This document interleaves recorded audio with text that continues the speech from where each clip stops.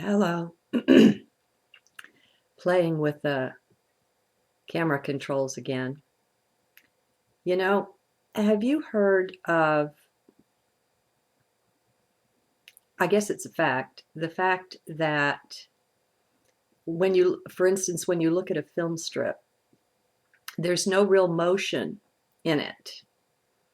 The motion itself is an illusion, and it's created by taking the individual pictures and running them through the camera with the light shining through, and it gives the illusion of motion, but there's no real motion. And there are a number of settings here: exposure, gain, brightness, contrast, color intensity, and white balance. And I've got them all set where I want right now, but I wanted to show you something. I think this is kind of trippy. This is what happens when I take the exposure down. And you see there's kind of a flow going there. Kind of neat, huh? I can't quite account for it. And so as I move it back up to, it would probably be too distracting. So I'll put it back at a reasonable setting to continue the video. Now, it is said that the same is true for our 3D reality, that there is no real motion here, that everything blinks in and then blinks out and then blinks in and then blinks out, only it does it faster than our body's senses can catch. And I forget, it's somewhere between 20 and 30 frames per second that the eye can't distinguish at a certain point that it's individual frames that it's seeing. And this is well known. And it's something that's very important to the advertisers, because that's how they are enabled to slip in subliminals into, you take the film strip and insert an ad in one of the frames, only have it go by so fast that the conscious mind doesn't pick it up, but the subconscious mind does. And so there it went, right into us as a form of subconscious or subliminal programming. Anyway, I have fun pondering those kind of things sometimes. They don't necessarily click with my reality. I'm not saying that I have this experientially. This one is just a pondering. Now, I have a journal open to read to you. I don't know if I'll get to do that. I want to say something else first, or share something else. I've been having another few days that have been difficult, with great emotional intensity and heaviness.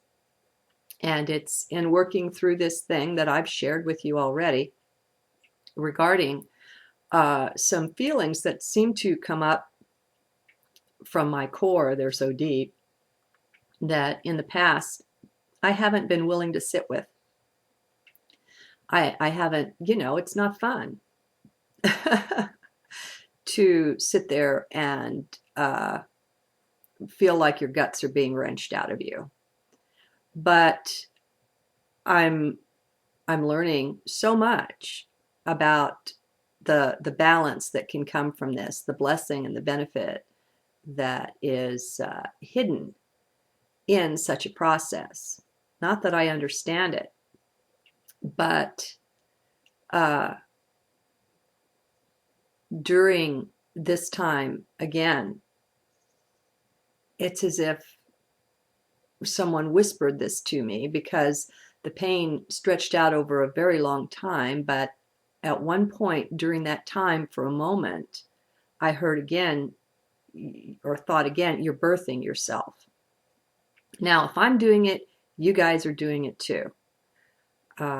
There's no persons here. There's just the illusion of that, just like there's the illusion of motion when there's no motion.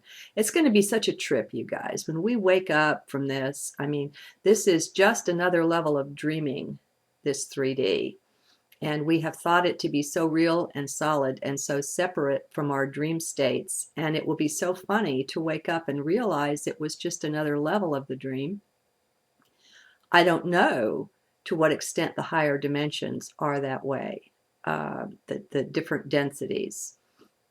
Maybe the densities on either side of us are at least roughly similar or share something in common. But I think the ones way beyond, we really can't know anything about until we raise ourselves up into that level, that frequency of awareness. I think when a lot of times we'll have a really high state come on us, and we'll be shown things and we'll think we could never possibly forget them and that kind of thing. And then later on, it seems like, oh my God, we lost it.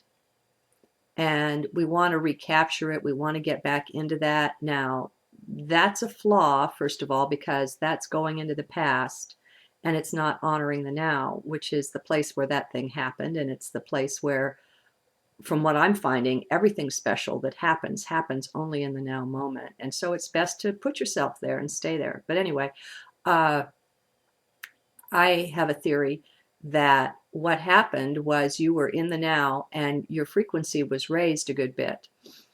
And at a certain high level of awareness, there you were, and that's where you had that experience. Well, that experience is still there. And the full memory of it, the full everything is still there. It's just that until you raise yourself to that level of frequency again, it seems like it's gone. It's just that, the little bookmark said, does God seem far away? Guess who moved? And so there's a lot of things that we're going to find out how spirituality and science are going to harmonize so beautifully. And many things will make sense to us. I mean, maybe it was a good thing that recently in this country we separated or try. It's not working right now, but we separated religion from the state so that the head of the state is not the head of the religion, and that's a good thing. And so it's not a good thing, though, that a few centuries back we separated spirituality and science in order for the original Catholic Church to own religion. Science had to stick to itself. And so that was a really unfortunate consequence of giving our power away like that. But that was meant to play out. Obviously, we wanted or needed experiences like those that we've had, or we wouldn't have been through this. We wouldn't have done this. I'm really looking for the victim consciousness now, or it's not that I'm looking for it. I'm getting better at spotting it. Whenever we think we've been hard done by, whenever we think we've been abused in any way, it's time to step back and look and see, okay, where did we give our power away? Who did we give it to and how? And take it back. There's just no need for that. No one can take anything from us. We have to give it away. We have to use choice and free will to do that. So this is all, I believe, a part of stepping up into the higher self, who we really are. All right, now, this journal is called Stepping Out of Causality into What? No More Karma. It's from 1115, and the Mayan day was 5 Flint. Now, right now, that seems like 100 years ago. As usual, I don't recall what's in here, so here we go. It's a relatively short one. The title comes to me for this one, and just the feeling to journal, nothing else yet.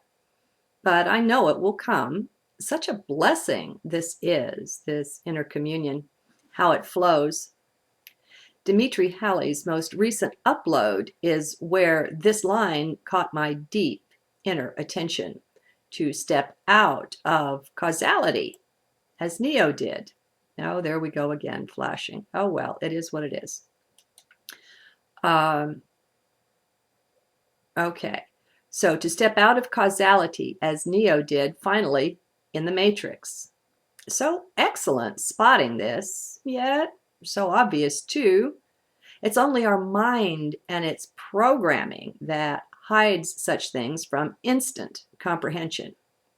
To step out of causality is to step out of the whole karma thing, cause and effect, that many hold sacred, sacrosanct, inviolable.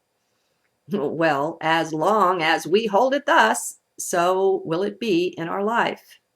We make that choice. We give our power over to that, but none compels. Now, that part is nice to wake up to as well. None compels. We are somewhat free. I won't say we're totally free here, for I'm walking in both worlds again, or in between. So I'm aware of the physical state and its centrality to the experience. We can't just write that off as nothing or as unimportant. All being one, the physical has its place. What we do now is to walk out of the all-consumingness of the physical, the surface appearance, the whole 3D thing. We're waking up to how phony our image is of just how things work, what they are even, those things. It's all basically false. We've been born into and reared on falsehoods throughout our entire bodily life this time around. I'm even stepping outside of the reincarnation thing. Things are massively shifting for me. That's at least partially why I've been on retreat, from posting journals and from being so present, so accessible online. I find great blessing in cycling both in and out, or up and down, going with flow. If we are truly in the flow, so to speak, we will not constantly be present in one format or phase. We go in to meditate, so to speak, inward to encounter what arises. My way is to then stand in that and to go outward from within that inward gain, up the spiral of light, or whatever it is. So this is perhaps the tail end of an inward phase of my spiraling. I don't know. It just is what it is. I do feel the pull of those so used to my regular posting. I'm aware of that. Yet nothing and no one comes before source, before heart in my world. It must be so. It's who I am, and I'm finally comfortable being loyal to that. Not thinking I have to please someone or others and to sacrifice the self. It's interesting how it can all be misread by the mind. At any point, one's mind is abandoned as the driving force of the life. Now, wait a minute.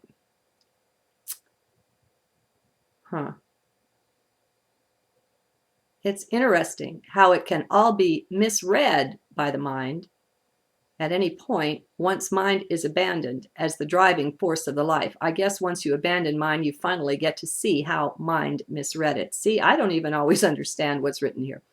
People like us must be registered, must be listened to from the heart. That's where we speak or issue forth from. To do anything else is to clearly and deeply misunderstand. This is not mind stuff.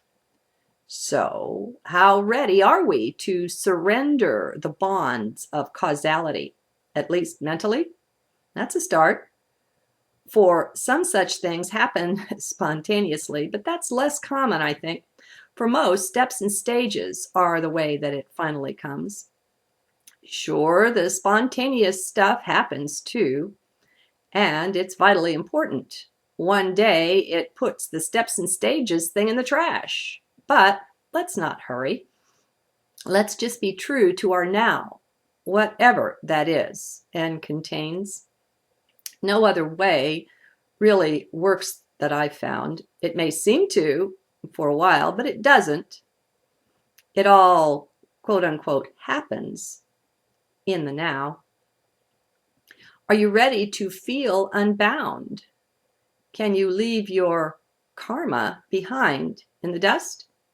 Can you really negate it from a point of higher reality, if you will, in the chest or in the big toe? It doesn't matter. Are you ready to let such things and all they entail go?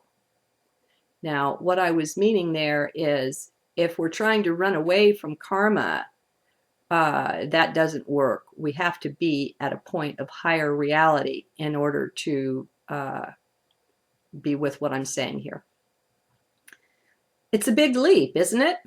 I'll say it is. It's tremendously huge, and it can't be made mentally either. Mind remains in the back seat, taken along for this ride. Once we make a choice to let the whole conceptual reality of karma go, many things will rise up into awareness, trying to fight such a huge step. Up comes an underlying fear. Can you spot it? If you're watching, it is there. We're getting good at not running from our fear, and that's partly the reason for our rocket-like advancement, our rise in consciousness, in my opinion.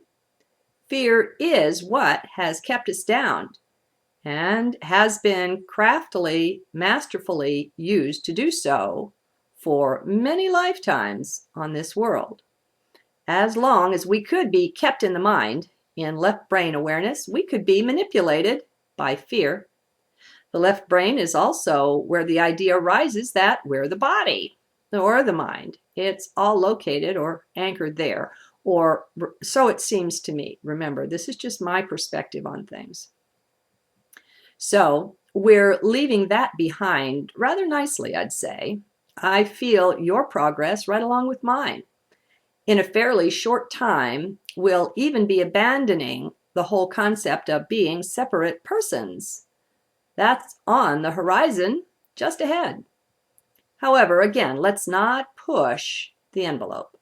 That's something mind does in its impatience. Let's just watch. So when fear arises, we don't run.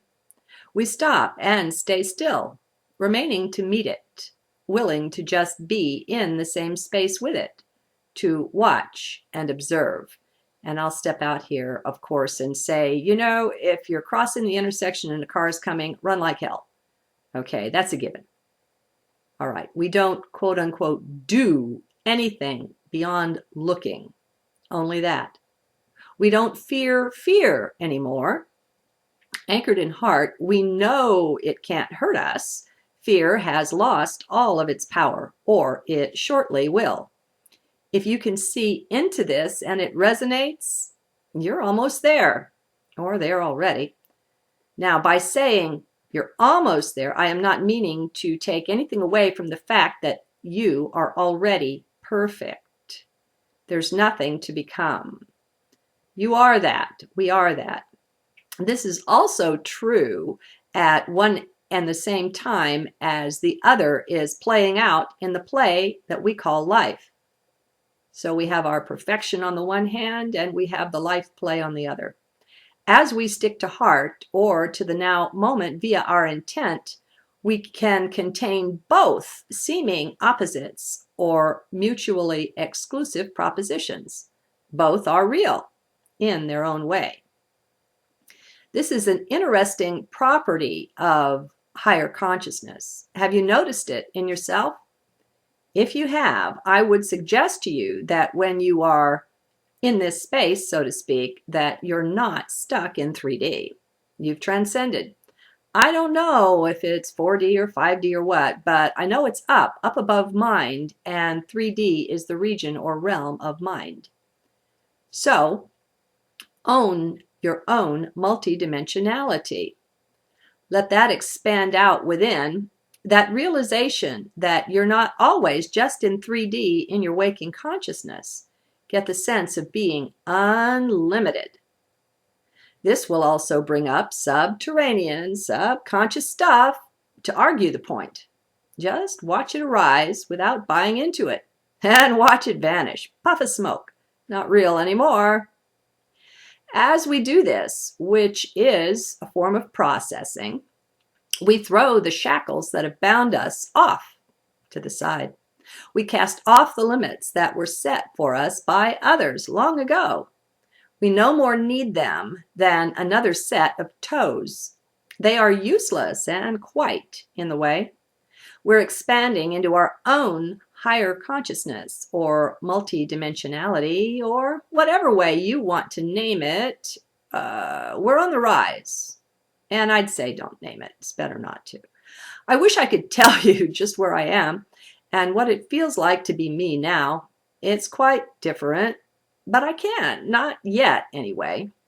You'll just have to watch the journals, as I will, for the unfolding of that, whatever it is. I feel really good about it, though. I trust the same or your own brand of enfolding is happening there, where you are. Sure, we're one, but we're also seemingly separate. Both are fun. And so even in here, I get the sense of the frames, you know, as we step from one frame to another, one image to another, we have a newer reality with each image. It's this whole thing of time, time-space, being transcended. And I still feel that's what the Mayan calendar was or is about, is the transcendence of time, time ending as a limit. So we shall see, huh?